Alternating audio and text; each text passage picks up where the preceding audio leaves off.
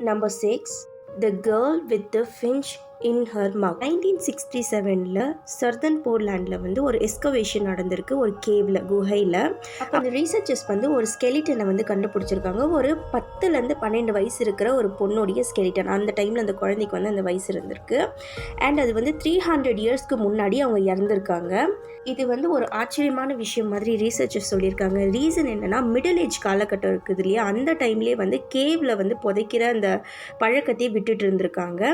And 300 இயர்ஸ்க்கு முன்னாடி தான் வந்து இந்த குழந்தை இறந்துருக்கா அப்படின்றது எல்லாருக்குமே ரொம்பவே ஆச்சரியமாக இருக்குது. அந்த டெட் பாடி வந்து அங்கே கேவில் புதைச்சி. எல்லாத்த விட ஷாக்கான ஒரு விஷயம் என்ன அப்படின்னு பார்த்தீங்கன்னா, இந்த குழந்தையோடைய வாயில் வந்து ஃபின்ச் அப்படின்ற ஒரு பேர்டோடைய தலை வந்து இருந்திருக்கு. மொத்தமாக யூரோப்பில் நடந்த எஸ்கவேஷனில் இந்த ஒரு பாடியில் மட்டும்தான் இந்த மாதிரி வந்து கண்டுபிடிச்சிருக்காங்க. இந்த குழந்தைக்கு அரஸ்டட் க்ரோத் அப்படின்னு சொல்லப்படுற ஒரு போன் சம்மந்தப்பட்ட பிரச்சனை வந்து இருந்திருக்கு. மெட்டபாலிக் டிசீஸ் இருந்திருக்கலாம்னு ரீசர்ச்சர்ஸ் சொல்கிறாங்க. எக்ஸாக்ட் காஸ் ஆஃப் டெத் வந்து தெரியல.